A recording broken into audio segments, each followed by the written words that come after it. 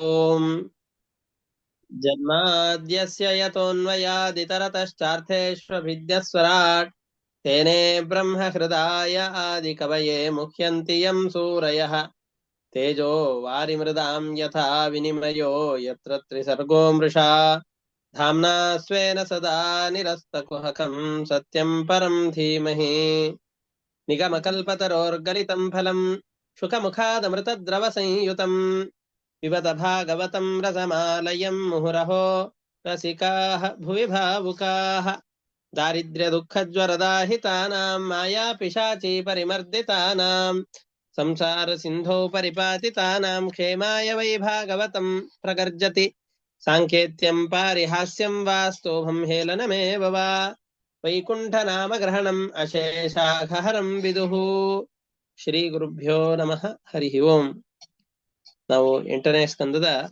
ಕೊನೆಯ ಅಧ್ಯಾಯ 23ನೇ ಅಧ್ಯಾಯದ ಕಥೆಯನ್ನು ನೋಡ್ತಾ ಇದ್ದೇವೆ. ಇದರಲ್ಲಿ ವಿವಸ್ವಾನ್ ಎಂಬಂತಹ ಹೆಸರಿನ ಸೂರ್ಯದೇವರ ಮಗನಾಗಿ ಶ್ರಾದ್ದದೇವ ಅನ್ನುವ ಹೆಸರಿನಿಂದ ಮನ್ವಂತರಕ್ಕೆ ಅಧಿಪತಿಯಾದಂತಹ ಅವನು ಹುಡ್ತಾ ಇದ್ದಾನೆ. ಅವನೇ ಸತ್ಯವ್ರತ ರಾಜನಾಗಿ ಇದ್ದ. ಅವನು ಮತ್ಸ್ಯರೂಪಿಯಾದಂತಹ ಪರಮಾತ್ಮನ ಧ್ಯಾನವನ್ನು ಮಾಡಿ ಅವನನ್ನ ಅಪರೋಕ್ಷತಃ ಕಂಡಿದ್ದಾನೆ. ಆ ಕಥೆಯನ್ನು ಇಲ್ಲಿ ಮುಂದೆ ಹೇಳ್ತಾ ಇದ್ದಾರೆ.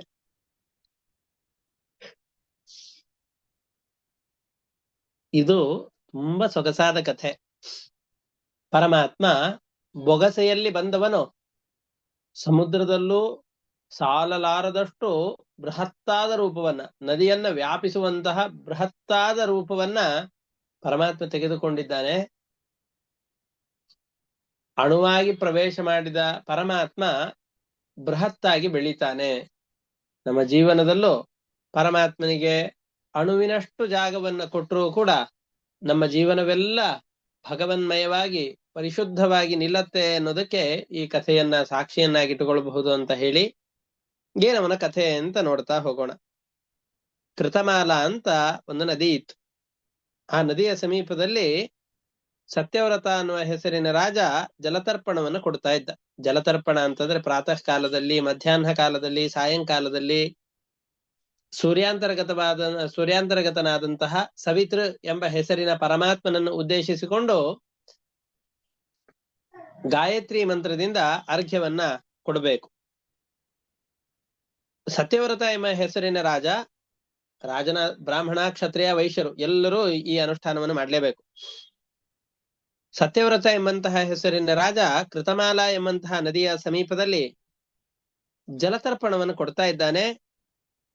ಅವನ ಬೊಗೆಸೆಯಲ್ಲಿ ಇಲ್ಲಿಯವರೆಗೂ ನೋಡದೇ ಇರುವಂತಹ ಅದ್ಭುತವಾದಂತಹ ಒಂದು ಮೀನು ಬಂದ್ಬಿಟ್ಟಿದೆ, ಕಾಣಿಸಿಕೊಂಡಿದೆ. ನಮಗೆ ಅದ್ಭುತವಾದ ಮೀನು ಅವನ ಕೈಯಲ್ಲಿ ಬಂದಿದೆ ಅಂತಂದು ಹೇಳಿದ್ರೆ ದೊಡ್ಡ ಆಶ್ಚರ್ಯ ಪಡಬೇಕಾಗಿಲ್ಲ. ಯಾಕೆ ಅಂತಂದ್ರೆ ಈ ಜಲ ಜಗತ್ತು ಅನ್ನೋದೇನಿದೆಯೋ, ನೀರಿನ ಜಗತ್ತು ಅನ್ನೋದೇನಿದೆಯೋ, ಇದು ತುಂಬಾ ಅಪೂರ್ವವಾದಂತಹ ವಿಷಯಗಳ ಆಗರ. ಇದು ಅಗಾಧವಾದಂತಹ ಪ್ರಪಂಚ ಈ ಸಾಗರದ ಅಡಿಯಲ್ಲಿ ಸೇರಿಕೊಂಡು ಬಿಟ್ಟಿದೆ. ನಮಗೇನೂ ಗೊತ್ತಿಲ್ಲ. ಇಡೀ ಭೂಮಂಡಲದಲ್ಲಿ ನೀವು ವಿಜ್ಞಾನದ ಪ್ರಕಾರವೇ ಗಮನಿಸಿದರೆ ಭೂಭಾಗ ಬಹಳ ಕಡಿಮೆ. ನಾವು ಭೂಭಾಗದಲ್ಲೂ ನಮ್ಮ ಮನೆ ಮೇಲ್ಗಡೆ ಏನಿದೆ ಅಂತ ವರ್ಷಗಟ್ಲೆ ನಾವು ಹೋಗಿ ನೋಡಿರೋದೇ ಇಲ್ಲ. ಮನೆ ಮೇಲೆ ಏನಿದೆ ಅಂತಾನೆ ಗೊತ್ತಿರೋದಿಲ್ಲ. ನಮ್ಮ ಪಕ್ಕದ ಮನೆಯಲ್ಲಿ ಏನೇನಿದೆ ಅಂತಾನೆ ನಮಗ್ ಗೊತ್ತಿರೋದಿಲ್ಲ. ನಮ್ಮ ಮನೆ ಎದುರುಗಡೆಯಲ್ಲಿ, ಹಿಂದ್ಗಡೆಯಲ್ಲಿರುವಂತಹ ರೋಡಲ್ಲಿ ಏನಿದೆ ಅಂತ ವರ್ಷಾನುಗಟ್ಲೆ ನಾವು ಎಲ್ಲೋ ಒಂದ್ ಕಡೆಯಲ್ಲಿ ವಾಸವಿದ್ರೆ ಅದ್ರ ಹಿಂದೂ ಮುಂದ್ಗಡೆಯಲ್ಲಿ ಏನಿದೆ ಅಂತ ನಮಗ್ ಗೊತ್ತಿರೋದಿಲ್ಲ. ಈ ಪಟ್ಟಣದ ಜೀವನಕ್ಕೆ ಹೊಂದಿಕೊಂಡಂತಹ ನಮಗೆ ಏನಾಗ್ತಾ ಇದೆ ಅಂತ ಗೊತ್ತಿರೋದೇ ಇರುವಂತಹ ಅತ್ಯಂತ ಅಗಾಧವಾದ ಅಜ್ಞಾನದಲ್ಲಿ ಸಿಲುಕಿಕೊಂಡಿರುವಂತಹ ನಮಗೆ ಈ ಜಲ ಪ್ರಪಂಚ ಅನ್ನುವಂಥದ್ದು ಬಹಳ ಅಮೋಘವಾದದ್ದು, ಆಶ್ಚರ್ಯವನ್ನು ಉಂಟು ಮಾಡುವಂಥದ್ದು. ಈಗಲೇ ನೀವು ಎಲ್ಲೋ ಒಂದು ಕಡೆಯಲ್ಲಿ ಯಾರೋ ಸಾಹಸಿಗಳು ಸಾಗರ ಪ್ರಯಾಣವನ್ನು ಮಾಡಿ ಅಲ್ಲಿ ಇರುವಂತಹ ಜಲಚರಗಳನ್ನು ತೋರಿಸಿದರೆ ಬಹಳ ಆಶ್ಚರ್ಯ ಆಗತ್ತೆ. ಅಂತಹ ಅಪೂರ್ವವಾದಂತಹ ಜೀವ ಜಗತ್ತು ಸಮುದ್ರದಲ್ಲಿ ಆಶ್ರಯಿಸಿಕೊಂಡಿದೆ. ಅಂತಹ ಜೀವಜಾತಗಳಲ್ಲಿ ಅವನು ಇಲ್ಲಿವರೆಗೂ ನೋಡದೇ ಇರುವಂತಹ ಅಪೂರ್ವವಾದಂತಹ ಒಂದು ಮತ್ಸ್ಯ ಆಕೃತಿ ಇವನ ಬೊಗಸೆ ನೀರಲ್ಲಿ ಅರ್ಘ್ಯವನ್ನು ಕೊಡುವ ಸಂದರ್ಭದಲ್ಲಿ ಬಂದ್ಬಿಟ್ಟಿದೆ. ಅಂದ್ರೆ ಎಷ್ಟು ಚಿಕ್ಕದಾಗಿರ್ಬೇಕು, ಒಂದು ತುಂಬಾ ಚಿಕ್ಕದಾದಂತಹ ಒಂದು ಒಂದು ನಾವು ತುಂಬಾ ಚಿಕ್ಕ ಚಿಕ್ಕ ಮೀನುಗಳನ್ನೆಲ್ಲ ಅಕ್ವೇರಿಯಂ ಅಲ್ಲಿ ಇಟ್ಟಿದ್ದನ್ನು ನೋಡ್ತಾ ಇರ್ತೇವಲ್ಲ, ಅಷ್ಟು ಚಿಕ್ಕದಾದ ಬೊಗಸೆಯಲ್ಲಿ ಸಾಲುವಂತಹ ನಮ್ಮ ಕಿರು ಬೆರಳಿನಿಗಿಂತಲೂ ಕೂಡ ಕಡಿಮೆ ಗಾತ್ರದ ಯಾವುದೋ ಒಂದು ಮೀನು ಇವನ ಬೊಗಸೆಯಲ್ಲಿ ಬಂದು ಸಿಕ್ಕೊಂಡಿದೆ ಅಂತ ಅಂದುಕೊಳ್ಳೋಣ. ಇಂತಹ ಬೊಗಸೆಯಲ್ಲಿ ಇರುವಂತಹ ಆ ಮೀನುಗಳನ್ನ ನದಿಯ ಜೊತೆಯಲ್ಲಿ ಇನ್ನೇ ಬಂದಿದೆ ಅಲ್ವಾ ಅಂತ ಅಂದುಕೊಂಡು ಮತ್ತೆ ಈ ಕಡೆ ಹೊರಗಡೆ ಹಾಕಿದೆ ಅಂತಂದ್ ಹೇಳಿದ್ರೆ ಸತ್ತು ಬಿಡತ್ತೆ ಅನ್ನೋ ಕಾರಣಕ್ಕೋಸ್ಕರ ಸತ್ಯವ್ರತ ರಾಜ ವಾಪಸ ಆ ನೀರನ್ನು ಜಲಕ್ಕೆ ಹಾಕ್ತಾ ಇದ್ದಾನೆ. ಅವನು ಹಾಕಿದ ತಕ್ಷಣ, ಇಲ್ಲಪ್ಪಾ ಈ ನದಿ ನೀರಲ್ಲಿ ನಾನು ಬಿಟ್ಬಿಡ್ತಾ ಇದ್ದೀನಿ, ನಿನಗೇನು ಸ್ವಲ್ಪನೂ ಕರುಣೆನೇ ಇಲ್ವಾ? ನಿನ್ನ ಪ್ರಜೆಗಳನ್ನೆಲ್ಲ ಬಹಳ ಪ್ರೀತಿಯಿಂದ ಕರುಣೆಯಿಂದ ರಕ್ಷಣೆ ಮಾಡ್ತೀಯ ಅಂತ ನಿನ್ನ ಬಗ್ಗೆ ಎಲ್ಲ ಪ್ರಸಿದ್ಧಿ ಇದೆ ಜಗತ್ತಿನಲ್ಲಿ. ಆದ್ರೆ ದೀನವತ್ಸಲನಾದಂಥ ನೀನು, ನಾವೆಲ್ಲ ಸಣ್ಣ ಸಣ್ಣ ಜಾತಿಯ ಮೀನುಗಳು, ನಮ್ಮಂತಹ ಸಣ್ಣ ಜಾತಿಯ ಮೀನುಗಳನ್ನ ಈ ನದಿಯಲ್ಲಿರುವಂತಹ ದೊಡ್ಡ ದೊಡ್ಡ ಜಾತಿಯ ಮೀನುಗಳೆಲ್ಲವೂ ಕೂಡ ತಿಂದು ಸಾಯಿಸಿಬಿಡತ್ತೆ. ನಮಗೆ ಆ ತರ ಮೀನುಗಳನ್ನು ಕೊಲ್ಲುವಂತಹ ದೊಡ್ಡ ದೊಡ್ಡ ಮೀನುಗಳನ್ನು ನೋಡಿ ನನಗ್ ಬಹಳ ಭಯ ಆಗ್ತಾ ಇದೆ. ನೋಡು, ನನ್ನ ಆಕಾರ ಏನಿದೆ, ಒಂದು ಚಿಕ್ಕದಾದಂತಹ ಅಡಿಕೆ ಬೆಟ್ಟದಷ್ಟು ನನ್ನ ಗಾತ್ರ ಇಲ್ಲ, ತುಂಬಾ ಚಿಕ್ಕದಾದಂತಹ ಗಾತ್ರ ಇದೆ. ನನ್ನನ್ನು ಈ ದೊಡ್ಡದಾದಂತಹ ನದಿಯಲ್ಲಿ ಬಿಟ್ಬಿಟ್ಟಿ ಅಂತಂದ್ ಹೇಳಿದ್ರೆ ನನಗೆ ದೊಡ್ಡದಾದ ಮೀನುಗಳಿಂದ ಆಪತ್ತು ಬರುತ್ತೆ, ನನಗ್ ತೊಂದರೆ ಆಗುತ್ತೆ ಅಂತ ನಿನಗ್ ಗೊತ್ತಿಲ್ಲ ಏನೋ. ಹಾಗಾಗಿ ಬೊಗಸೆಯಲ್ಲಿ ಬಂದಂತಹ ಈ ಚಿಕ್ಕ ಮೀನುಗಳನ್ನ ನನ್ನನ್ನ ಹಾಗೆ ನದಿಯಲ್ಲಿ ಬಿಟ್ಟು ಬಿಡಬೇಡ, ನನ್ನನ್ನು ಎಲ್ಲಾದ್ರೂ ತಗೊಂಡು ಹೋಗಿ ಒಂದು ಲೋಟದಲ್ಲೋ ಅಥವಾ ನಿಮ್ ಮನೆಯಲ್ಲಿರುವ ಯಾವುದೋ ಒಂದು ಬೇರೆ ಯಾವ ದೊಡ್ಡ ಜಲಚರಗಳಿಂದ ಆಪತ್ತು ಬರದೇ ಇರುವಂತಹ ಸ್ಥಳದಲ್ಲಿ ನನ್ನನ್ನ ಇಡು, ನನ್ನನ್ನು ರಕ್ಷಣೆ ಮಾಡು ಅಂತ ಒಂದು ಚಿಕ್ಕ ಮೀನು ಸತ್ಯವ್ರತ ರಾಜನಿಗೆ ಬಂದು ಹೇಳ್ತಾ ಇದೆ. ಇದು ಮೀನುಗಳಿಗೆ ಮಾತು ಬರೋದಿಲ್ಲ. ಆದ್ರೆ ಇವು ಮಾತನಾಡ್ತಾ ಇರೋದನ್ನ ನೋಡಿ ಅವನಿಗೆ ಗೊತ್ತಾಗ್ಬೇಕಾಗಿತ್ತು, ಇದು ಯಾವ್ದೋ ಒಂದು ಅಪೂರ್ವವಾದಂತಹ ಮೀನಿದು, ಪರಮಾತ್ಮನೇ ಸಾಕ್ಷಾತ್ತಾಗಿ ನನ್ನನ್ನ ರಕ್ಷಣೆ ಮಾಡ್ಲಿಕ್ಕೆ ಬಂದಿದ್ದಾನೆ ಅಂತ ತಿಳಿದುಕೊಳ್ಬೇಕಾಗಿತ್ತು. ಅದು ಗೊತ್ತಾಗ್ಲಿಲ್ಲ. ಆಯ್ತು ಅಂತ. ಆದ್ರೆ ಒಳ್ಳೆ ಮನಸ್ಸಿದೆ ರಾಜನಿಗೆ, ಆ ಮೀನನ್ನ ರಕ್ಷಣೆ ಮಾಡ್ಬೇಕಲ್ಲ ಅಂತಂದುಕೊಂಡು ರಕ್ಷಣೆಗೋಸ್ಕರ ಅಂತ ಸಂಕಲ್ಪ ಮಾಡ್ತಾ ಇದ್ದಾನೆ. ಮೀನು ಬಹಳ ದೈನ್ಯದಿಂದ ಬೇಡಿಕೊಂಡಿದೆ ಅಲ್ಲ, ದಯಾಳುಗಳಾಗಿ ಯಾವ ವ್ಯಕ್ತಿಗಳಿರ್ತಾರೋ, ನನಗ್ ತುಂಬಾ ಕಷ್ಟ ಇದೆ, ಯಾವ್ದೋ ಒಂದು ಒಳ್ಳೆ ಕೆಲಸ ಮಾಡ್ತಾ ಇದ್ದೇನೆ, ನನಗ್ ಸಹಕಾರ ಮಾಡ್ರಿ ಅಂತಂದ್ ಹೇಳಿದ್ರೆ ಇನ್ನೊಬ್ಬರ ಕಷ್ಟವನ್ನು ಕಂಡು ಮರಗುವಂತಹ ವ್ಯಕ್ತಿಗಳು ತಮ್ಮಲ್ಲಿ ಎಷ್ಟು ಸಹಾಯ ಆಗತ್ತೋ ಅದಕ್ಕಿಂತ ಮಿಗಿಲಾದಂತಹ ಸಹಾಯವನ್ನು ಮಾಡ್ಲಿಕ್ಕೆ ಅಂತ ಪ್ರವೃತ್ತರಾಗ್ತಾರೆ ಅನ್ನೋ ನಮಗೆಲ್ಲರಿಗೂ ಗೊತ್ತಿದೆ.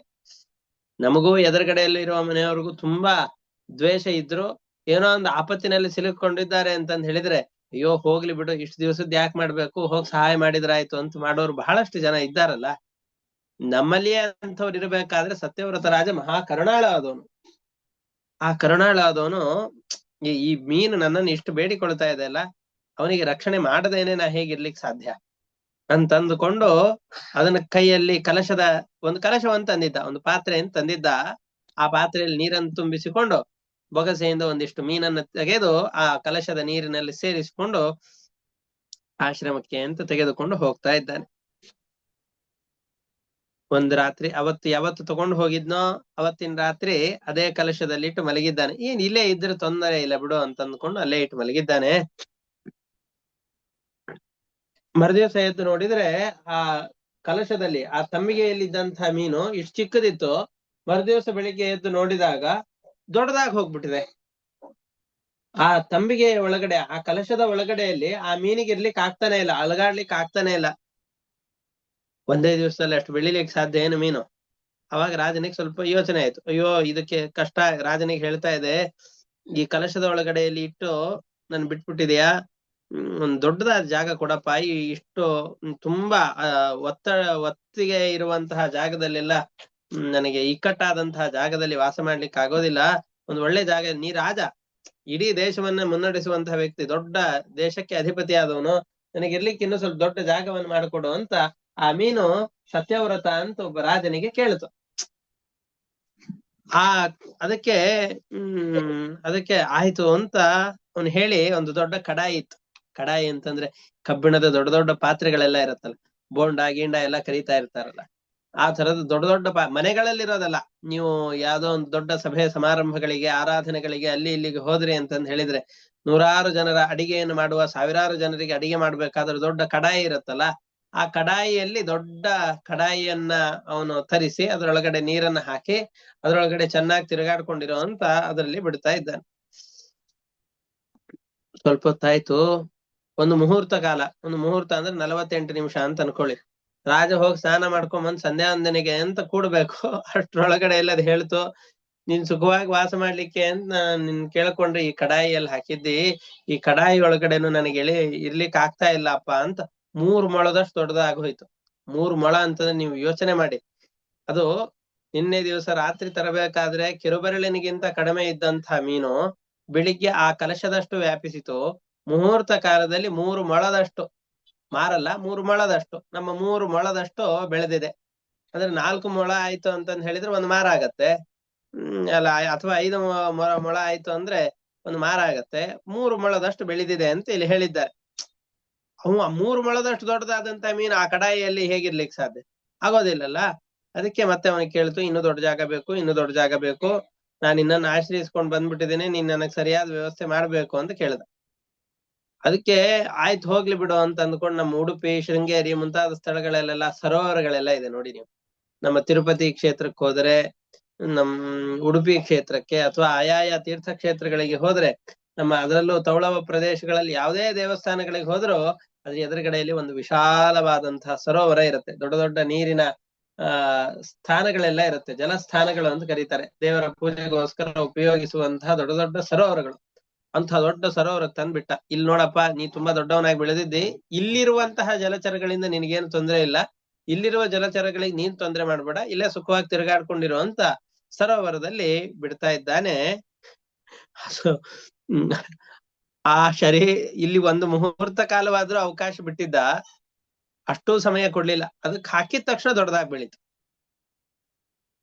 ಇಡೀ ಸರೋವರವನ್ನು ವ್ಯಾಪಿಸಿ ಬಿಡ್ತು. ಅದರಲ್ಲಿ ಆ ಸರೋವರದಲ್ಲಿ ಒಂದ್ ಕಡೆ ಹೋದ್ರೆ ಇನ್ನೊಂದ್ ಕಡೆ ತಿರುಗ್ಲಿಕ್ಕೆ ಆಗದೇ ಇರೋಷ್ಟು ಬೃಹತ್ತಾದ ಆಕಾರವನ್ನು ಪಡೆದುಕೊಂಡು ಆ ಮೀನು ಬೆಳೀತಾ ಇದೆ. ನಾನು ನೀರಿನಲ್ಲೇ ಬದುಕಬೇಕು ಅಂತ ಅಂದುಕೊಂಡಿರುವ ನನಗೆ ಈ ಸರೋವರವು ಕೂಡ ಚಿಕ್ಕದಾಗಿ ಹೋಗಿದೆ. ಈ ಅಗಾಧವಾದಂತಹ ಒಂದು ಮಡುವಿಗೆ ತಗೊಂಡು ಹಾಕ್ಬಿಡು. ಮಡು ಅಂತಂದ್ ಹೇಳಿದ್ರೆ ದೊಡ್ಡ ದೊಡ್ಡ ಕಂದಕಗಳು. ನಾವೆಲ್ಲ ನದಿಯಲ್ಲಿ ಆಳವೇ ಗೊತ್ತಾಗದೇ ಇರುವಷ್ಟು ಅತ್ಯಂತ ಅಗಾಧವಾದಂತಹ ಕೆಲವೊಂದಿಷ್ಟು ಕಂದಕ ಪ್ರದೇಶಗಳು ಅಂತಿರತ್ತೆ. 100 ಅಡಿ ಆಳದಷ್ಟಿರತ್ತೆ. ಆದ್ರೆ ಮೇಲ್ಗಡೆ ನೋಡ್ಲಿಕ್ಕೆ ಏನು ಗೊತ್ತಾಗೋದಿಲ್ಲ. ಪಕ್ಕದಲ್ಲಿರೋ 10 ಅಡಿಗೂ ಇದರ ಪಕ್ಕದಲ್ಲಿರೋ 100 ಅಡಿ ಆಳದ ನದಿಗೂ ಏನು ವ್ಯತ್ಯಾಸವೇ ಕಾಣಿಸೋದಿಲ್ಲ. ಆ ತರ 100 ಅಡಿಗಳಷ್ಟು ಆಳವಾದಂತಹ ನದಿ ಏನಿತ್ತೋ ಅಂತಹ ಸ್ಥಳಕ್ಕೆ ಹಾಕು, ಅಲ್ಲಿ ನಾನು ಸುಖವಾಗಿ ವಾಸ ಮಾಡ್ತೇನೆ, ನೀನು ಕಟ್ಟಿಸಿದಂತಹ ಸರೋವರ ನನಗೆ ಇಕ್ಕಟ್ಟಾಗ್ತಾ ಇದೆ ಅಂತ ಹೇಳ್ದ. ಹೀಗೆ ಆ ಮೀನನ್ನ ಅಲ್ಲಲ್ಲಿ ಎಲ್ಲಿ ಹೇಳ್ತಾ ಇತ್ತು ಅಲ್ಲೆಲ್ಲ ಕಡೆಗಳಲ್ಲಿ ಇರಿಸ್ತಾ ಬಂದ. ಒಂದು ಇನ್ನು ಸ್ವಲ್ಪ ಚಿಕ್ಕ ನದಿಗೆ, ಯಾವ್ದೋ ಒಂದು ಚಿಕ್ಕ ನದಿಗೆ ಹಾಕ್ದ, ಅಲ್ಲೂ ಆಗ್ಲಿಲ್ಲ. ಇನ್ನು ದೊಡ್ಡ ನದಿಗೆ ಹಾಕ್ದ, ದೊಡ್ಡ ಜಲಾಶಯಗಳಲ್ಲಿ ಹಾಕ್ದ, ಎಲ್ಲೂ ಆಗ್ಲಿಲ್ಲ. ಹೋಗಿ ಸಮುದ್ರಕ್ಕೆ ಹಾಕ್ದ. ಸಮುದ್ರದಲ್ಲಿ ಹಾಕ್ಬೇಕಾದ್ರೆ ಹೇಳ್ತಾ ಇದ್ದಾನೆ, ಅಲ್ಲಪ್ಪ ನೀನು ಈ ಸಮುದ್ರದಲ್ಲಿ ಬಂದು ಹಾಕ್ಬಿಟ್ಟೆ ಅಂತಂದ್ ಹೇಳಿದ್ರೆ ಅತ್ಯಂತ ಬಲಿಷ್ಠವಾದಂತಹ ಮೊಸಳೆ ಅವೆಲ್ಲ ಬಂದ್ಬಿಟ್ಟು ಮೀನಾದನ್ನಂತ ನನ್ನನ್ನೇನ್ರ ಹಿಂದ್ಬಿಡ್ತು ಅಂತಂದ್ ಹೇಳಿದ್ರೆ ನನ್ನ ಕೈಕಾಲು ಅದೆಲ್ಲ ನೋವು ಹಾಕೋಗ್ಬಿಡತ್ತೆ, ದೇಹದಲ್ಲೆಲ್ಲ ಬಹಳಷ್ಟು ವೇದನೆ ಆಗತ್ತೆ, ನಾನು ಇಲ್ಲಿ ಬಿಟ್ಬಿಡ್ತೀಯಲ್ಲ ಅಂತ ಮತ್ತೆ ಮೋಹಕವಾದ ಮಾತುಗಳಿಂದ ಮತ್ಸ್ಯರೂಪಿಯಾದಂತಹ ಪರಮಾತ್ಮ ಸತ್ಯವ್ರತ ರಾಜನನ್ನ ಮಾತನಾಡಿದಾಗ ಅದಕ್ಕೆ ಹೇಳ್ತಾ ಇದೆ. ಅವನಿಗೆ ಗೊತ್ತಾಯ್ತು, ನೀ ನಾವಂತರೂ ನಿನ್ ತರ ಮೀನನ್ನು ನೋಡೇ ಇಲ್ಲ. ನೀ ಮೋಹಕವಾದ ಮಾತುಗಳನ್ನಾಡಿ ನನ್ನನ್ನು ಮೋಹಗೊಳಿಸ್ತಾ ಇದ್ದಿ, ನನ್ನನ್ನೇ ಹುಚ್ಚನನ್ನಾಗಿ ಮಾಡ್ತಾ ಇದ್ದಿ. ಯಾರು ಹೇಳಿ ನೀನು? ಯಾಕೆ ಅಂತಂದ್ರೆ ಯಾರಾದ್ರೂ ಒಂದು ಇಷ್ಟು ಚಿಕ್ಕ ಗಾತ್ರದ ಮೀನು ಸ್ವಲ್ಪ ಕಾಲದಲ್ಲಿ ಇಷ್ಟು ದೊಡ್ಡದಾಗಿ ಕಲಶದಷ್ಟು ಗಾತ್ರಕ್ಕೆ ಬೆಳೆದು, ಆಮೇಲೆ ಕಡಾಯಿಯಲ್ಲಿ ಹಾಕಿದಾಗ ಅಷ್ಟು ದೊಡ್ಡ ಪಾತ್ರೆಯ ಗಾತ್ರಕ್ಕೆ ಬೆಳೆದು, ಆಮೇಲೆ ಜಲಾಶಯ ಸರೋವರಕ್ಕೆ ಹಾಕಿದಾಗ ಅಷ್ಟು ದೊಡ್ಡ ಗಾತ್ರಕ್ಕೆ ಬೆಳೆದು, ಚಿಕ್ಕ ನದಿಯಲ್ಲಿ ಹಾಕಿದಾಗ ಅದರಷ್ಟು ಗಾತ್ರಕ್ಕೆ ಬೆಳೆದು, ಆಮೇಲೆ ದೊಡ್ಡ ನದಿಯಲ್ಲಿ ಹಾಕಿದಾಗ ಆ ನದಿಯಲ್ಲಿ ಎಷ್ಟು ಜಾಗ ಬೇಕೋ ಅಷ್ಟಕ್ಕೆ ಬೆಳೆದು, ಅಲ್ಲೂ ಜಾಗ ಸಾಕಾಗದೇನೆ ಸಮುದ್ರಕ್ಕೆ ಹಾಕಿದಾಗ ಇಲ್ಲೂ ಶರೀರವನ್ನು ವ್ಯಾಪಿಸಿಕೊಂಡಂತ ನೀನು ಸಾಮಾನ್ಯ ವ್ಯಕ್ತಿ ಆಗ್ಲಿಕ್ಕೆ ಸಾಧ್ಯವೇ ಇಲ್ಲ. ಯಾರು ನೀನ್ ಹೇಳು? ನನಗನಿಸಿದ ಮಟ್ಟಿಗೆ ನಾನು ಯಾವ ಮತ್ಸ್ಯರೂಪಿಯಾದಂತಹ ಪರಮಾತ್ಮನನ್ನ ಆರಾಧನೆ ಮಾಡ್ತಾ ಇದ್ನೋ ಅದೇ ಪರಮಾತ್ಮ ನೀನು ಅಂತ ಅನಿಸತ್ತೆ. ಜೀವಿಗಳನ್ನ ನನ್ನನ್ನ ಅನುಗ್ರಹ ಮಾಡ್ಲಿಕ್ಕೋಸ್ಕರವಾಗಿ ಈ ಆಕಾರವನ್ನು ಧರಿಸಿಕೊಂಡು ಬರ್ತಾ ಇದ್ದಿ. ನಿನಗೆ ನಮಸ್ಕಾರ. ನಮ್ಮೆಲ್ಲರ ಸದ್ಗತಿಗೆ ಕಾರಣನಾದವನು ನೀನ್ ಏನ್ ಇಲ್ಲಿ ಬಂದಿದ್ದಿ ಅಂತಂದ್ ಹೇಳಿದ್ರೆ ನಮಗೇನೋ ಅನುಗ್ರಹ ಮಾಡ್ಬೇಕು ಎಂಬಂತಹ ಉದ್ದೇಶದಿಂದಲೇ ಬಂದಿದ್ದಿ ಅಂತ ನನಗ್ ಗೊತ್ತು. ಆದ್ರೆ ನೀನು ಉದ್ದೇಶ ಏನಿದೆ ಅಂತ ಅಲ್ಪನಾದಂತ ನಾನು ತಿಳಿಲಿಕ್ಕೆ ಸಾಧ್ಯ ಇಲ್ಲ. ಯಾಕೆ ಬಂದಿದ್ದಿ ಅನ್ನೋದನ್ನ ತಿಳಿಬೇಕು ಅಂತ ಅನ್ಕೊಂಡಿದ್ದೇನೆ. ಅದಕ್ಕೋಸ್ಕರ ನನಗೆ ನಿನ್ನ ಈ ದರ್ಶನದ ಉದ್ದೇಶ ಏನು ಅಂತ ತಿಳಿಸಿಕೊಡು ಅಂತ ಸತ್ಯವ್ರತ ರಾಜ ಹೇಳ್ತಾ ಇದ್ದಾನೆ. ಇನ್ನು ಮುಂದೆ ಅವನ ಮಾತುಗಳಿದೆ. ಇಷ್ಟಕ್ಕೊಂದು ಘಟ್ಟ ಮುಗಿಯುತ್ತೆ. ಇಷ್ಟನ್ನ ನಾವು ಶ್ಲೋಕದ ಮುಖಾಂತರವಾಗಿ ನೋಡ್ತಾ ಹೋಗೋಣ. ಇದೊಂದು ಕಥೆ ಬೇರೆ, ಇನ್ನೊಂದು ಶ್ಲೋಕದ ಮುಖಾಂತರವಾಗಿ ಈ ಭಾವಾರ್ಥವನ್ನ ಗ್ರಹಣ ಮಾಡೋದು ಬೇರೆ. ಅದನ್ನೇ ಹೇಳ್ತಾ ಇದ್ದಾರೆ. 8ನೇ ಸ್ಕಂದದ 23ನೇ ಅಧ್ಯಾಯದ 12ನೇ ಶ್ಲೋಕ. ಏಕದಾ ಕೃತಮಾಲಾಯಾಂ ಕುರ್ವತೋ ಜಲತರ್ಪಣಂ ತಸ್ಯ ಅಂಜಲಿ ಉದಕೆ ಕಾಚಿತ್ ಶಫರೀ ಏಕಾಭ್ಯಪದ್ಯತ. ಕೃತಮಾಲ ಅನ್ನುವ ಹೆಸರಿನ ನದಿಯಲ್ಲಿ ಜಲತರ್ಪಣವನ್ನು ಮಾಡ್ತಾ ಇದ್ದ ಸತ್ಯವ್ರತ ರಾಜ ಅವನ ಅಂಜಲಿ ಉದಕೆ, ಬೊಗಸೆಯಲ್ಲಿ ತುಂಬಿದ ನೀರಿನಲ್ಲಿ, ಅಂದ್ರೆ ಎಷ್ಟು ಚಿಕ್ಕದಿರಬೇಕು ಯೋಚನೆ ಮಾಡಿ, ಅಷ್ಟು ಅಂಜಲಿಯ ಉದಕದಲ್ಲಿ ಕಾಚಿತ್ ಶಫರಿ, ಯಾವುದೋ ಒಂದು ಚಿನ್ಮಯವಾದಂತಹ ಮೀನು ಆ ಅಂಜಲಿಯ ಬೊಗಸೆಯ ನೀರಿನಲ್ಲಿ ಬಂದು ನಿಂತು. ಸತ್ಯವ್ರತೋಂಜಲಿ ಗತಾಂ ಸಹ ತೋಯೇನ ಭಾರತ ಉತ್ಸರ್ಜ ನದಿ ತೋಯೇ ಶಫರೀಂ ದ್ರಮಿಡೇಶ್ವರ. ದ್ರಾವಿಡ ದೇಶ, ನಾವೆಲ್ಲ ಇರುವಂತಹ ದೇಶ ದ್ರಾವಿಡ ದೇಶ, ದಕ್ಷಿಣ ಭಾರತ. ಈ ದಕ್ಷಿಣ ದೇಶದ ರಾಜನಾದಂತಹ ಸತ್ಯವ್ರತ ರಾಜ ತನ್ನ ಬೊಗಸೆಯಲ್ಲಿ ಬಂದಿದೆ ಅಲ್ಲ. ಅಯ್ಯೋ, ಈ ಮೀನು ಇಲ್ಲೇ ಹಾಗೆ ಅಕ್ಕಪಕ್ಕದಲ್ಲಿ ಎಲ್ಲಾದ್ರೂ ನೆಲದ ಮೇಲೆ ಹಾಕಿದೆ ಅಂದ್ರೆ ಇದ್ರ ತೊಂದರೆ ಆದೀತು ಅಂತ ವಾಪಸ್ ಆ ಮೀನನ್ನ ನದಿಗೆ ಬಿಡ್ತಾ ಇದ್ದಾನೆ. ಅದಕ್ಕೆ ತೊಂದರೆ ಆಗಬಾರ್ದು ಅಂತ ಅದು ಬಿಡ್ತಾ ಇರ್ಬೇಕಾದ್ರೆ ಶಫರೀಂ ದ್ರಮಿಡೇಶ್ವರ, ಆ ನೀರಿನ ಜೊತೆಯಲ್ಲೇ ಅದನ್ನ ಇದಕ್ಕೆ ನೀರಿಗೆ ಹಾಕ್ತಾ ಇದ್ದಾನೆ. ದೊಡ್ಡ ಸರೋವರಕ್ಕೆ ಹಾಕ್ತಾ ಇದ್ದಾನೆ. ಆ ನದಿಗೆ ಕೃತಮಾಲ ಎಂಬ ನದಿಗೆ ವಾಪಸ್ ಹಾಕ್ತಾ ಇದ್ದಾನೆ. ಅವಾಗ ಬಹಳ ದೈನ್ಯಪೂರ್ಣವಾದಂತಹ ಮಾತಿನಿಂದ ಆ ಮೀನು ಸತ್ಯವ್ರತ ರಾಜನನ್ನು ಕುರಿತು ಮಾತನಾಡ್ತಾ ಇದೆ. ತಮಾಹ ಸಾತಿ ಕರುಣಂ ಮಹಾಕಾರುಣಿಕಂ ನೃಪಂ ಯಾದೋಭ್ಯೋ ಜ್ಞಾತಿ ಘಾತಿಭ್ಯೋ ದೀನಾಂ ಮಾಂ ದೀನವತ್ಸಲ ಕಥಂ ವಿಸೃಜಸೆ ರಾಜಂ ಭೀತಾಮಸ್ಮಿನ್ ಸರಿಜ್ಜಲೆ. ಅದು ಮೀನುಗಳು, ಚಿಕ್ಕ ಮೀನು ಕೇಳ್ತಾ ಇದೆ, ನೀನು ರಾಜ ಮಹಾಕರುಣಾಮಯಿ ಅಂತ ಗೊತ್ತಿದೆ. ನಮ್ಮ ಜಾತಿಯ ಚಿಕ್ಕ ಚಿಕ್ಕ ಮೀನುಗಳನ್ನು ಕೊಲ್ಲುವಂತಹ ದೊಡ್ಡ ಮೀನುಗಳಿಗೆ ಕರುಣೆಯೇ ಇಲ್ಲ. ಅವುಗಳನ್ನ ನಾವೇನಾದ್ರೂ ಅದ್ರ ಎದುರುಗಡೆ ಹೋದ್ಬಿಟ್ವಿ ಅಂತಂದ್ ಹೇಳಿದ್ರೆ ನಾವು ಬದುಕಿರ್ಲಿಕ್ಕೆ ಸಾಧ್ಯ ಇಲ್ಲ. ನಾವು ಬದುಕೋದೇ ಕಷ್ಟವಾಗಿದೆ. ಹಾಗಿದ್ದಾಗ ನನ್ನಂತಹ ಚಿಕ್ಕ ಮೀನು ನಾನಾಗಿಯೇ ಬಂದು ನಿನ್ನ ಬೊಗಸೆಯಲ್ಲಿ ಬಂದು ನಿಂತಾಗ ನನ್ನನ್ನ ಮತ್ತೆ ವಾಪಸ್ ನದಿಗೆ ಹಾಕಿ ಆ ದೊಡ್ಡ ಪ್ರಾಣಿಗಳ ಆಹಾರವನ್ನ ಮಾಡ್ತೀಯಲ್ಲ, ನಿನಗ್ ಸ್ವಲ್ಪನೂ ಕರುಣೆ ಇಲ್ವಾ ಅಂತ ಕೇಳ್ತು. ನಾವು ಹಾಗೆ ಪರಮಾತ್ಮನ ಬಳಿಯಲ್ಲಿ ಕೇಳಬೇಕು, ದೇವರೇ ನಮ್ಮನ್ನ ಈ ಸಂಸಾರದಲ್ಲಿ ಅವರು ಇವರು ಅಂತ ಬಹಳ ಜನ ತಾಪತ್ರಯ ಕೊಡುವಂತಹ ಜನರ ಮಧ್ಯದಲ್ಲಿ ಹಾಕ್ಬಿಟ್ಟಿದ್ದೀಯಲ್ಲ, ನಿನಗ್ ಕರುಣೆ ಇಲ್ವಾ, ನನ್ನನ್ನ ನಿನ್ನ ಬೊಗಸೆಯಲ್ಲೇ ಇಟ್ಟುಕೊಳ್ಳು ಅಂತ ಆ ಪರಮಾತ್ಮನಲ್ಲಿ ನಮ್ಮ ಅಳಲನ್ನು ತೋಡಿಕೊಳ್ಬೇಕು. ಅವನು ಬೊಗಸೆ ಬಿಟ್ಟು ನೀರಿಗೆ ಹಾಕ್ಬಿಟ್ಟ ಅಂತಂದ್ ಹೇಳಿದ್ರೆ ಅನೇಕ ದೊಡ್ಡ ದೊಡ್ಡ ಮೀನುಗಳ ಗಾಳಕ್ಕೆ ಬಲಿಯಾಗುವ ಹಾಗೆ, ಅಥವಾ ಯಾವುದೋ ಒಬ್ಬರ ಗಾಳಕ್ಕೆ ಬಲಿ ಆಗ್ತೇವೆ, ಅಥವಾ ದೊಡ್ಡ ದೊಡ್ಡ ಮೀನುಗಳಿಗೆ ಆಹಾರವಾಗ್ತೇವೆ. ಹಾಗೆ ದುರ್ಬಲರಾದಂತಹ ನಾವು ಈ ಸಂಸಾರ ಸಾಗರದಲ್ಲಿ ಪರಮಾತ್ಮ ತನ್ನ ಬೊಗಸೆಯಿಂದ ಕೈ ಬಿಟ್ಟುಬಿಟ್ಟ ಅಂತಂದ್ ಹೇಳಿದ್ರೆ ನಮಗಿಂತ ಪ್ರಬಲರಾದ ದುಷ್ಟರಾದಂಥವರ ಕುತ್ಸಿತವಾದಂತಹ ತಂತ್ರಗಳಿಗೆ ಬಲಿಯಾಗಿ ದುಃಖವನ್ನು ಅನುಭವಿಸಬೇಕಾಗತ್ತೆ. ಅಥವಾ ನಮ್ಮ ಜಾತಿಯವುಗಳೇ ಆದಂತಹ ಅನೇಕ ಮೀನುಗಳಿಂದಲೂ ಕಷ್ಟವನ್ನು ಅನುಭವಿಸಬೇಕಾಗತ್ತೆ. ಈ ದೊಡ್ಡದಾದಂತಹ ನೀರಿನಲ್ಲಿ ಸಂಸಾರ ಸಾಗರದಲ್ಲಿ ನಮಗ್ ಭಯ ಉಂಟಾಗತ್ತೆ. ಹಾಗಾಗಿ ನಾವು ಬಹಳ ಜ್ಞಾತಿಘಾತಿಭ್ಯ, ನಮ್ಮ ಸಮಾನರಾದಂಥವರೇ ಯಾರಿರ್ತಾರೋ, ನಮ್ಮ ಜೊತೆಯಲ್ಲೇ ಯಾರಿರ್ತಾರೋ ಅವರಿಂದ ಬಹಳ ವಿಘ್ನದ ಭಯ ಇದೆ. ಹಾಗಾಗಿ ಬಹಳ ಭಯಗೊಂಡಿರುವಂತಹ ನಮ್ಮನ್ನ ಈ ನೀರಿನ ಸರೋವರದಲ್ಲಿ ಒಬ್ಬನನ್ನೇ ಹೇಗ್ ಬಿಟ್ಬಿಡ್ತೀಯ, ನನ್ನ ಈ ರಕ್ಷಣೆ ಮಾಡು ಅಂತ ಕೇಳಿತು. ವಸ್ತುತಸ್ತು ಬಂದವನು ಪರಮಾತ್ಮ ಸತ್ಯವ್ರತ ರಾಜನ ಅನುಗ್ರಹಕ್ಕೋಸ್ಕರ ಅಂತ ಬಂದಿರೋದು. ಪರಮಾತ್ಮನು ನಮ್ಮ ಜೀವನದಲ್ಲಿ ಬರ್ತಾನೆ ಅಂತಂದ್ ಹೇಳಿದ್ರೆ ನಮ್ಮ ಅನುಗ್ರಹಕ್ಕೋಸ್ಕರವಾಗಿ ಅಂತ ಯಾವುದೋ ಒಂದು ಚಿಕ್ಕದಾದ ದಾರಿಯ ಮುಖಾಂತರವಾಗಿ ಬರ್ತಾ ಇರ್ತಾನೆ. ಯಾವುದೋ ಒಂದು ಚಿಕ್ಕದಾದಂತಹ ಅವಕಾಶದ ಮುಖಾಂತರವಾಗಿ ಪರಮಾತ್ಮ ನಮ್ಮ ಜೀವನವನ್ನು ಪ್ರವೇಶ ಮಾಡ್ಲಿಕ್ಕೆ ಅಂತ ಅವಕಾಶ ಕೊಡ್ತಾ ಇರ್ತಾನೆ. ನಾವು ಆ ಬಾಗಲನ್ನ ಹಾಕಿಬಿಟ್ವೋ ಅಂತಂದ್ ಹೇಳಿದ್ರೆ ಒಳಗಡೆ ಬರ್ಲಿಕ್ಕೆ ಅವಕಾಶವೇ ಇಲ್ಲ.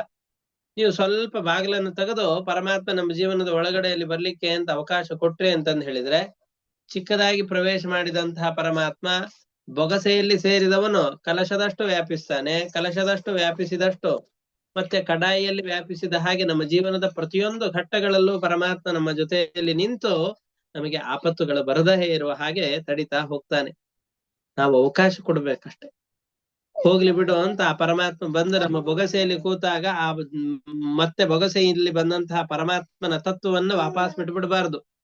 ನಮಗ್ ದೊಡ್ಡ ಅವಕಾಶವನ್ನು ಈ ಭಾಗವತ ಪಾಠದ ಮುಖಾಂತರವಾಗಿ ಅನೇಕ ಗುರುಗಳು, ನಾನೊಬ್ಬನು ಅಂತಲ್ಲ, ಅನೇಕ ಜನರು ತಾವು ಅನೇಕ ಜನರ ಬಳಿಯಲ್ಲಿ ಅನೇಕ ಜ್ಞಾನ ಕಾರ್ಯಗಳ ಮುಖಾಂತರವಾಗಿ ಅನೇಕ ಸ್ತೋತ್ರಗಳು ಮಂತ್ರಗಳು ಅವು ಇವುಗಳು ಅಂತ ನಿರಂತರವಾಗಿ ಮಾಡ್ತಾ ಇರ್ತೀರಲ್ಲ, ಇದು ಪರಮಾತ್ಮ ನಮಗೆ ಅಂತ ಅವನು ಬೊಗಸೆಯಲ್ಲಿ ಬಂದು ನಿಂತ ಹಾಗೆ. ಇಷ್ಟಿಷ್ಟು ಅವಕಾಶಗಳನ್ನ ಪರಮಾತ್ಮ ಕೊಟ್ಟದ್ದನ್ನ ಬಳಸಿಕೊಂಡು ಅದನ್ನು ಉಪಯೋಗಿಸಿಕೊಂಡ್ವಿ ಅಂತಾದ್ರೆ ನಮ್ಮ ಜೀವನದಲ್ಲಿ ಪೂರ್ತಿಯಾಗಿ ಪರಮಾತ್ಮ ವ್ಯಾಪಿಸಿಕೊಳ್ತಾನೆ. ಪರಮಾತ್ಮ ಯಾವಾಗ ಜೀವಿಗಳ ಜೀವನದಲ್ಲಿ ವ್ಯಾಪಿಸಿಕೊಂಡ ಅಂತ ಆದ್ರೆ ಕಿಮಲಭ್ಯಂ ಭಗವತಿ ಪ್ರಸನ್ನೇ ಶ್ರೀನಿಕೇತನೆ, ಶ್ರೀಗೆ ನಿವಾಸನಾದಂತಹ ಪರಮಾತ್ಮ ನಮ್ಮ ಜೀವನದಲ್ಲಿ ವ್ಯಾಪಿಸಿದ್ದಾನೆ ಅಂತ ಆದ್ರೆ ಅಲಭ್ಯವಾದಂತಹ ವಸ್ತುಗಳು ಯಾವ್ದಿದೆ ಎಲ್ಲ ಸುಖ ಸೌಭಾಗ್ಯಗಳು ಕೂಡ ಸಿಕ್ಕಿಬಿಡತ್ತೆ. ಆದರೆ ಸತ್ಯವ್ರತ ರಾಜನಿಗೆ ಪರಮಾತ್ಮನೇ ನಮ್ಮ ಜೀವನದಲ್ಲಿ ಬಂದಿದ್ದಾನೆ ಅಂತ ಗೊತ್ತಿಲ್ಲ. ಅದಕ್ಕೆ ಆಯ್ತು ಅಂತ ಕರುಣೆಯಿಂದಾಗ ಅದಕ್ಕೆ ರಕ್ಷಣೆ ಮಾಡ್ತೇನೆ ಅಂತ ಹೋಗ್ತಾ ಇದ್ದಾನೆ. ಸಾತ್ಮನೋನುಗ್ರಹಾರ್ಥಂ ಪ್ರೀತ್ಯ ಮತ್ಸ್ಯವ ಪುರ್ಧರಂ ಅಜಾನನ್ ರಕ್ಷಣಾರ್ಥಾಯ ಶಫರ್ಯಾ ಸಮನೋದಧೆ. ಆ ಶಫರ್ಯಾಹ ಆ ಮೀನಿನ ರಕ್ಷಣೆಗೋಸ್ಕರ ಮನಸ್ಸು ಮಾಡ್ತಾ ಇದ್ದಾನೆ. ತಸ್ಯಾದೀನತರಂ ವಾಕ್ಯಂ ಆಶ್ರುತ್ಯ ಸಮಹೀಪತಿ ಕಲಶಾಪ್ಸು ನಿಧಾಯೈನಾಂ ದಯಾಲುರ್ನಿನ್ಯ ಆಶ್ರಮಂ. ಆ ಮೀನಿನ ದೈನ್ಯದ ಮಾತುಗಳನ್ನು ಕೇಳಿದಂಥವನು ಕಲಶದ ನೀರಿನಲ್ಲಿ ತಮಗೆ ಏನ್ ನೀರಿನಲ್ಲಿ ಕಲಶದಲ್ಲಿ ಏನ್ ನೀರಿತ್ತೋ ಆ ಕಲಶದ ಒಳಗಡೆ ಇಲ್ಲಿ ಈ ಮೀನನ್ನು ಹಾಕೊಂಡು ತನ್ನ ಅರಮನೆಗೆ ಅಂತ ತೆಗೆದುಕೊಂಡು ಹೋಗ್ತಾ ಇದ್ದಾನೆ. ಒಂದ್ ರಾತ್ರಿ ಹೋಗ್ಲಿ ಬಿಡು, ನಾಳೆ ಬೆಳಿಗ್ಗೆ ವಿಚಾರ ಮಾಡಿ ಎಲ್ಲಾದ್ರೂ ಒಂದ್ ಕಡೆಯಲ್ಲಿ ಇದನ್ನ ಇಟ್ರಾಯ್ತು ಅಂತ ಅಂದುಕೊಂಡು ರಾತ್ರಿ ಮಲಗಿದ್ದಾನೆ. ಒಂದು ರಾತ್ರಿ ಮಲಗಿ ಬೆಳಿಗ್ಗೆ ಎದ್ದಾಗ ನಾವೆಲ್ಲ ಚಿಕ್ಕದಾದಂತಹ ಈ ವಾಟರ್ ಬಾಲು ಅಂತ ಇರತ್ತೆ, ಒಂದ್ ಚಿಕ್ಕದಾದಂತಹ ಸಾಸಿವೆ ಗಾತ್ರದಷ್ಟಿರತ್ತೆ. ಅದ್ ನೀರಲ್ಲಿ ಹಾಕ್ಬಿಟ್ವಿ ಅಂದ್ರೆ ಬೆಳಿಗ್ಗೆ ಎದ್ದಾಗ ಒಂದ್ ದೊಡ್ಡ ಬಾಲಿನ ಗಾತ್ರಕ್ಕೆ ಬಂದಿರತ್ತದು. ಹಾಗೆ ಮತ್ಸ್ಯ ರೂಪವನ್ನು ಧರಿಸಿದಂತಹ ಪರಮಾತ್ಮ ಹಿಂದಿನ ರಾತ್ರಿ ನೀರಿನಲ್ಲಿ ಬಿಟ್ಟಾಗ ಒಂದು ನಮ್ಮ ಕಿರುಬೆರಳಿನ ಅರ್ಧದಷ್ಟಿದ್ದವನು ಬೆಳಿಗ್ಗೆ ನೋಡಿದ್ರೆ ಆ ಕಲಶದಷ್ಟು ವ್ಯಾಪಿಸಿ ಬಿಟ್ಟಿದ್ದಾನೆ. ರಾಜನಿಗೆ ಹೇಳ್ತಾ ಇದ್ದಾನೆ, ಸಾತು ತತ್ರೈಕ ರಾತ್ರೇಣ ವರ್ಧಮಾನಾಕ ಮಂಡಲೌ ಅಲಬ್ಧಾತ್ಮಾವಕಾಶಂ ವಾ ಇದಮಾಹ ಮಹೀಪತಿಂ. ರಾಜನನ್ನು ಕುರಿತು ಈ ಮಾತುಗಳನ್ನು ಹೇಳ್ತಾ ಇದ್ದಾನೆ. ನಾಹಂ ಕಮಂಡಲಾವಸ್ಮಿನ್ ಕೃಚ್ಛ್ರಂ ವಸ್ತುಂ ಇಹೋತ್ಸಹೇ ಕಲ್ಪಯೌಕಃ ಸುವಿಪುಲಂ ಯತ್ರಾಹಂ ನಿವಸೆ ಸುಖಂ. ಈ ಕಲಶದ ಒಳಗಡೆಯಲ್ಲಿ ಕಷ್ಟಪಟ್ಟು ವಾಸ ಮಾಡ್ಬೇಕಾಗಿದೆ, ಕಷ್ಟಪಟ್ಟು ಇಲ್ಲಿ ವಾಸ ಮಾಡ್ಲಿಕ್ಕೆ ಆಗೋದಿಲ್ಲಪ್ಪ ನನಗೆ, ಒಳ್ಳೆ ವಿಸ್ತಾರವಾದಂತಹ ಯಾವ್ದಾದ್ರೂ ಒಂದು ಜಾಗವನ್ನು ತೋರಿಸು ಅಂತ ಅವನು ಕೇಳ್ದ. ಅದಕ್ಕೆ ನಾ ಸುಖವಾಗಿ ವಾಸ ಮಾಡ್ಲಿಕ್ಕೆ ಅಂತ ಒಂದು ಜಾಗ ಕೊಡು ಅಂತ ಆದಾಗ ಅವನ್ ಏನ್ ಮಾಡ್ದ ಅಂತಂದ್ರೆ ದೊಡ್ಡದಾದಂತಹ ಈ ಕಡಾಯಿ ಒಳಗಡೆಯಲ್ಲಿ ನೀರನ್ನ ಹಾಕಿ ಅದ್ರೊಳಗಡೆ ಇರೋ ಅಂತ ಇಲ್ಲಿ ವ್ಯವಸ್ಥೆ ಮಾಡ್ದ. ಸಯೇನಾಂ ತತ ಆದಾಯ ನ್ಯಧಾದೌದಂಚನೋದಕೆ ತತ್ರ ಕ್ಷಿಪ್ತ್ವಾ ಮುಹೂರ್ತೇನ ಹಸ್ತತ್ರಯಂ ಅವರ್ಧತ. ಔದಂಚನೋದಕ್ಕೆ ಕಮಂಡಲುವಿನಿಂದ ತೆಗೆದು ಇದಕ್ಕೆ ದೊಡ್ಡದಾದಂತಹ ಪಾತ್ರೆಗೆ ನೀರನ್ನ ಸುರಿದು ಅದರೊಳಗಡೆ ಇಟ್ಟ. ಒಂದು ಮುಹೂರ್ತದಲ್ಲಿ 48 ನಿಮಿಷ, ಒಂದು ಮುಹೂರ್ತ ಅಂತಂದ್ರೆ ಅಷ್ಟರ ಒಳಗಡೆಯಲ್ಲಿ ಹಸ್ತತ್ರಯ 3 ಮೊಳದಷ್ಟು, ಒಂದು ಹಸ್ತ ಅಂದ್ರೆ 1 ಮೊಳ, 3 ಮೊಳದಷ್ಟು ದೊಡ್ಡದಾಗಿ ಪರಮಾತ್ಮ ಬೆಳಿತಾ ಇದ್ದಾನೆ. ನಮ ಏತದಲಂ ರಾಜನ್ ಸುಖಂ ವಸ್ತುಂ ಉದಂಚನಂ ಪೃಥು ದೇಹಿ ಪದಂ ಮಹ್ಯಂ ಯತ್ವಾಹಂ ಶರಣಂ ಗತ. ನನಗಿದು ಸುಖವಾಗಿ ವಾಸ ಮಾಡ್ಲಿಕ್ಕೆ ಆಗ್ತಾ ಇಲ್ಲ ರಾಜ, ಇದಕ್ಕಿಂತ ಒಂದು ದೊಡ್ಡ ಜಾಗ ಬೇಕು ಅಂತ ಸತ್ಯವ್ರತನ ಬಳಿಯಲ್ಲಿ ಕೇಳ್ತಾ ಇದ್ದಾನೆ. ಆ ಕಡಾಯಿಯಿಂದ ತೆಗೆದು ಸರೋವರಕ್ಕೆ ಹಾಕ್ತಾ ಇದ್ದಾನೆ. ಆ ಸರೋವರ ಪೂರ್ತಿಯಾಗಿ ಬೆಳೆದ, ಇದು ಸಾಕಾಗ್ತಾ ಇಲ್ಲ, ಇನ್ನೊಂದು ಜಾಗ ಬೇಕು ಅಂತ ಮತ್ತೆ ಮೀನು ಕೇಳ್ತಾ ಇದೆ. ತದಾ ಆದಾಯ ಸಾರಾಜ್ಞಾ ಕ್ಷಿಪ್ತ ರಾಜನ್ ಸರೋವರೆ ತದಾ ವೃತ್ಯಾತ್ಮನ ಸರ್ವಂ ಮಹಾ ಮೀನೋಭ್ಯವರ್ಧತ. ದೊಡ್ಡ ಮೀನಾಗಿ ಆ ಪರಮಾತ್ಮ ಬೆಳಿತಾ ಇದ್ದಾನೆ. ನೈತನ್ಮೇ ಸ್ವಸ್ಥಯೇ ರಾಜನ್ ಉದಕಂ ಸಲಿಲೌಕಸಃ ನಿಧೇಹಿ ರಾಜನ್ ಯೋಗೇನ ಹೃದಯ ಮಾಂ ಅವಿದಾಸಿನಿ. ಒಂದು ದೊಡ್ಡದಾದಂತಹ ಮಡು, ದೊಡ್ಡದಾದ ಸರೋವರದಲ್ಲಿ ಬಿಟ್ಬಿಡು ಅಂತ. ನಾವು ಕುರುಕ್ಷೇತ್ರಕ್ಕೋ ಅಲ್ಲಿಗೋ ಇಲ್ಲಿಗೋ ಹೋದ್ರೆ ಒಂದು ದೊಡ್ಡ ದೊಡ್ಡ ಸರೋವರಗಳೆಲ್ಲ ಇವೆ ಅಲ್ಲಿ. ಒಂದು 15-20 ಸರೋವರಗಳನ್ನ ಸೇರಿಸಿದರೆ ಒಂದಾಗುವಷ್ಟು ದೊಡ್ಡ ಸರೋವರಗಳು ಕುರುಕ್ಷೇತ್ರ ಆಯಾಯ ಸ್ಥಳಗಳಲ್ಲೆಲ್ಲ ತುಂಬಾ ವಿಸ್ತಾರವಾದಂತಹದ್ದು. ಬ್ರಹ್ಮ ಸರೋವರ ಅಂತಿದೆ. ಆಮೇಲೆ ನೀವು ಬೇರೆ ಬೇರೆ ನಾವು ಈ ರಾಜಸ್ಥಾನದಲ್ಲಿ ಒಂದು ಪವಿತ್ರವಾದ ಪ್ರಭಾಸ ಕ್ಷೇತ್ರ ಅಂತ ಕರೀತೇವೆ. ಆ ಪ್ರಭಾಸ ಕ್ಷೇತ್ರದಲ್ಲೂ ಕೂಡ ತುಂಬಾ ದೊಡ್ಡ ದೊಡ್ಡದಾದಂತಹ ಈ ಸರೋವರಗಳೆಲ್ಲ ಇವೆ. ಆ ಸರೋವರಗಳು ನಮ್ಮ ಮಧ್ವ ಸರೋವರ ಅಥವಾ ನಮ್ಮ ಕರ್ನಾಟಕದಲ್ಲಿ ದೇವಳಗಳಲ್ಲೆಲ್ಲ ನೋಡುವಂತಹ ಸರೋವರಗಳಿಗೆ ಹೋಲಿಸಿದ್ರೆ ಬಹಳ ದೊಡ್ಡದಾದ ಸರೋವರ. ಅಂತಹ ದೊಡ್ಡ ಮಡುವಿನಲ್ಲಿ ನನ್ನನ್ನು ಬಿಡು ಅಂತ ಅವನು ಕೇಳ್ದ. ಆಯ್ತು ಅಂತ ದೊಡ್ಡದಾದ ಸರೋವರದಲ್ಲಿ ಇಟ್ಟ, ಅಲ್ಲೂ ಸಾಕಾಗ್ಲಿಲ್ಲ. ಮತ್ತೆ ನದಿಗೆ ಹೋಗಿ ಬಿಟ್ಟ, ಅದೂ ವ್ಯಾಪಿಸಿಕೊಂಡ್ತು. ವಾಪಸ್ಸು ಸಮುದ್ರಕ್ಕೆ ಹೋಗಿ ಬಿಡುತ್ತಾ ಇದ್ದಾನೆ. ಇತ್ಯುಕ್ತ ಸೋನ ಯನ್ ಮತ್ಸ್ಯಂ ತತ್ರ ತತ್ರಾವಿದಾಸಿನಿ ಜಲಾಶಯೇ ಸಂಮಿತಂ ತಂ ಸಮುದ್ರೇ ಪ್ರಾಕ್ಷಿಪಜ್ಜಶಂ. ಎಲ್ಲೂ ಸಾಕಾಗ್ಲಿಲ್ಲ ಅಂತ ಕೊನೆಗೆ ಸಮುದ್ರಕ್ಕೆ ಹೋಗಿ ಬಿಡ್ತಾ ಇದ್ದಾನೆ. ಅಲ್ಲೂ ಆಗ್ತಾ ಇದ್ದಾಗ ಅದು ಮತ್ತೆ ಒಂದು ಮುಗ್ಧವಾದ ಮಾತುಗಳನ್ನು ಹೇಳ್ತು. ಸಮುದ್ರದಲ್ಲಿ ಹಾಕ್ತಾ ಇದ್ದಿ, ನಾ ಮೊದಲಿಗೆ ನದಿಯಲ್ಲಿರ್ಲಿಕ್ಕೆ ಹೆದರ್ಕೊಂಡವನು ಸಮುದ್ರಕ್ಕೆ ಹಾಕ್ತಾ ಇಲ್ಲಿ, ದೊಡ್ಡ ದೊಡ್ಡ ಮೊಸಳೆಗಳು, ದೊಡ್ಡ ದೊಡ್ಡ ತಿಮಿಂಗಲಗಳು ಇವೆಲ್ಲ ಇರತ್ತೆ, ನನ್ನನ್ನು ಕಚ್ಚಿ ಕಚ್ಚಿ ತಿನ್ಬಿಟ್ರೆ ಏನ್ ಮಾಡ್ಲಿ ಅಂತ ಹೇಳ್ದ. ಇವನು ಸುಮ್ನೆ ನನಗ್ ಮೋಹಕವಾದ ಮಾತುಗಳನ್ನ ಆಡ್ತಾ ಇದ್ದಾನೆ ಅಂತಂದುಕೊಂಡು ಅವನನ್ನು ಕುರಿತು ಹೇಳ್ತಾ ಇದ್ದಾನೆ. ಕ್ಷಿಪ್ಯಮಾಣಸ್ತಮಾಹೇದಂ ಇದಂ ಮಾಂ ಮಕರಾದಯ ಅದಂತ್ಯತಿ ಬಲ ವೀರ ಮಾಂ ನೇಹೋತ್ಸ್ರಷ್ಟುಮರ್ಹಸಿ. ನಾನು ಇಲ್ಲೇ ಒಬ್ಬನನ್ನೇ ಬಿಟ್ಟು ಹಾಗೆ ಹೋಗ್ಬಿಡ್ಬೇಡ, ನನಗ್ ಭಯ ಆಗತ್ತೆ ಅಂತ ಕೇಳ್ತು. ಈ ರೀತಿಯಾಗಿ ವಿಮೋಹಿತವಾದಂತಹ ಮಾತುಗಳನ್ನ, ಅವನು ವಿಮೋಹಕವಾದ ಮಾತುಗಳನ್ನ ಆಡ್ತಾ ಇದ್ದಾಗ ಅವನನ್ನು ಕುರಿತು, ನನ್ನನ್ನ ಮತ್ಸ್ಯ ರೂಪದಿಂದಾಗಿ ಬಂದು ಮೋಹ ಮಾಡ್ತಾ ಇದ್ದಿ, ಯಾರು ನೀನು? 100 ಯೋಜನದಷ್ಟು ಸರೋವರವನ್ನು ವ್ಯಾಪಿಸುವಷ್ಟು ದೊಡ್ಡದಾದ ರೂಪವನ್ನು ತಾಳಿದ್ದಿ. ನಿನ್ನಂತಹ ದೊಡ್ಡ ಗಾತ್ರದ ಮೀನನ್ನ ಜಗತ್ತಿನಲ್ಲಿ ನೋಡೇ ಇಲ್ಲ. ನಿನ್ನನ್ನು ಯಾರು ಆಕ್ರಮಣ ಮಾಡ್ಲಿಕ್ಕೆ ಸಾಧ್ಯ? ನಿನ್ನ ಅಂತ್ಯವೇ ಕಾಣಿಸ್ತಾ ಇಲ್ಲ ನನ್ನ ಕಣ್ಣುಗಳಿಗೆ. ಅಷ್ಟು ದೊಡ್ಡದಾದಂತಹ ರೂಪವನ್ನು ತಾಳಿದ್ದಿ ಅಂದ್ರೆ ನೀನ್ ನಾರಾಯಣನೇ ಆಗಿರ್ಬೇಕು. ಯಾವ್ದಕ್ಕೋಸ್ಕರ ಬಂದಿದ್ದಿ ಹೇಳು ಅಂತ ಹೇಳ್ದ. ನೈವಂ ವೀರ್ಯೋ ಜಲಚರೋ ದೃಷ್ಟೋಸ್ಮಾಭಿಶ್ರುತೋಪಿವ. ನಾ ಹೇಳು ಇಲ್ಲ ಕೇಳು ಇಲ್ಲ ನೋಡಂದ್ರು ಇಲ್ವೇ ಇಲ್ಲ. ಯೋ ಭವಾನ್ ಯೋಜನ ಶತಂ ಅಹ್ನಾಯವ್ಯಾನಶೇಸರಃ. ಇಷ್ಟು ದೊಡ್ಡ ಸಾಮರ್ಥ್ಯದ ನೀನು ಇಡೀ ಸರೋವರವನ್ನು ವ್ಯಾಪಿಸಿದ್ಯಲ್ಲ, ಯಾರಪ್ಪ ನೀನು ಅಂತ ಕೇಳ್ತಾ ಇದ್ದಾರೆ. ನೂನಂ ತ್ವಂ ಭಗವಾನ್ ಸಾಕ್ಷಾತ್ ಹರಿರ್ನಾರಾಯಣೋ ವ್ಯಯಃ ಅನುಗ್ರಹಾಯ ಭೂತಾನಾಂ ಧತ್ಸೆ ರೂಪಂ ಜಲೌಕಸಾಂ. ಜಲಚರಗಳ ಆಕಾರವನ್ನು ಧರಿಸಿಕೊಂಡಿದ್ದಿ, ಜೀವಿಗಳನ್ನು ಅನುಗ್ರಹ ಮಾಡ್ಲಿಕ್ಕೋಸ್ಕರವಾಗಿಯೇ ಈ ರೂಪವನ್ನು ಧರಿಸಿದ್ದಿ ಅಂತ ನಾನು ಅಂದುಕೊಳ್ತೇನೆ. ನಮಸ್ತೆ ಪುರುಷ ಶ್ರೇಷ್ಠ ಸ್ಥಿತ್ಯುತ್ಪತ್ತ್ಯಪ್ಯಯೇಶ್ವರ ಭಕ್ತಾನಾಂ ನಃ ಪ್ರಪನ್ನಾಯ ಮುಖ್ಯೋ ಹ್ಯಾತ್ಮಾಗತಿರ್ವಿಭೋ. ನೀವೆಲ್ಲ ಇಲ್ಲಿ ಬಂದಿರ್ತಿ ಅಂತಂದು ಹೇಳಿದ್ರೆ ನಮ್ಮ ಅನುಗ್ರಹಕ್ಕೋಸ್ಕರವಾಗಿಯೇ ಬಂದಿರ್ತಿ. ಬಂದ ಉದ್ದೇಶ ಏನು ಹೇಳು, ಯಾವ್ದಕ್ ಬಂದಿದೆಯೋ ಅಂತ ನಿನ್ನ ಮನೋರಥವನ್ನು ತಿಳಿಲಿಕ್ಕೆ, ನಿನ್ನ ಮನೋಭಿಲಾಷೆಗಳನ್ನ, ನಿನ್ನ ಮನಸ್ಸಿನ ವ್ಯಾಪಾರಗಳನ್ನ ತಿಳಿಲಿಕ್ಕೆ ನಮಗಾಗೋದಿಲ್ಲ. ಯಾವ್ದಕ್ಕೋಸ್ಕರ ಬಂದಿದ್ದಿ ಹೇಳು ಅಂತ ಹೇಳ್ತಾ ಇದ್ದಾನೆ. ಸರ್ವೇ ಲೀಲಾವತಾರಾಸ್ತೆ ಭೂತಾನಾಂ ಭೂತಿ ಹೇತವೇ ಜ್ಞಾತುಮಿಚ್ಛಾಮ್ಯದೋ ರೂಪಂ ಯದರ್ಥಂ ಭವತಾಧೃತಂ. ನೀನ್ ಈ ರೂಪವನ್ನು ಧರಿಸಿದ್ದೆ ಅಂದ್ರೆ ಎಲ್ಲ ಜೀವಿಗಳ ಅನುಗ್ರಹಕ್ಕೋಸ್ಕರವಾಗಿಯೇ ಧರಿಸಿರ್ತಿ. ಯಾರ ಅನುಗ್ರಹಕ್ಕೋಸ್ಕರ, ಯಾವುದಕ್ಕೋಸ್ಕರ ಈ ರೂಪವನ್ನು ಧರಿಸಿದ್ದಿ ಅದ್ರ ಬಗ್ಗೆ ಹೇಳು ಅಂತ ಪರಮಾತ್ಮ ಮತ್ಸ್ಯ ರೂಪದಲ್ಲಿರುವ ಪರಮಾತ್ಮನನ್ನು ಕುರಿತು ಸತ್ಯವ್ರತ ರಾಜ ಕೇಳಿಕೊಳ್ತಾ ಇದ್ದಾನೆ. ಇನ್ನೂ ಒಂದೆರಡು ಮಾತುಗಳನ್ನ ಹೇಳಿದ ನಂತರದಲ್ಲಿ ಪರಮಾತ್ಮ ಮತ್ತೆ ಅವನಿಗೆ ಉತ್ತರವನ್ನು ಕೊಡ್ಲಿಕ್ಕೆ ಪ್ರಾರಂಭ ಮಾಡ್ತಾನೆ. ಏನ್ ಉತ್ತರಗಳು ಅಂತ ಮತ್ತೆ ನಾಳೆಯ ಪಾಠದಲ್ಲಿ ನೋಡೋಣ. ನಾಳೆ ಒಂದು ದಿವಸ ಪಾಠ 6:30 ಮುಂದೆ ಸೋಮವಾರದಿಂದ ಮತ್ತೆ ನಮ್ಮ 6 ಗಂಟೆಯ ಪಾಠವೇ ಎಂದಿನಂತೆ ಪ್ರಾರಂಭವಾಗತ್ತೆ. ಇನ್ನೊಂದು ದಿವಸ ಎಲ್ಲರೂ ಈ ಸಮಯಕ್ಕೆ ಅವಕಾಶ ಮಾಡ್ಕೊಳ್ಬೇಕು ಅಂತ ಹೇಳ್ತಾ ಇಂದಿನ ಪಾಠವನ್ನು ಇಷ್ಟು ಮುಕ್ತಾಯ ಮಾಡ್ತಾ ಇದ್ದೇನೆ. ಹರಯೇ ನಮಃ. ಶ್ರೀಕೃಷ್ಣಾರ್ಪಣಮಸ್ತು. ಅನೇನ ಭಾವಿಯತ್ ಪುಣ್ಯಂ ತೇನ ಪ್ರೀಣಾತು ಕೇಶವಃ. ಹರಯೇ ನಮಃ. ಶ್ರೀಕೃಷ್ಣಾರ್ಪಣಮಸ್ತು. ಎಲ್ಲರಿಗೂ ನಮಸ್ಕಾರ.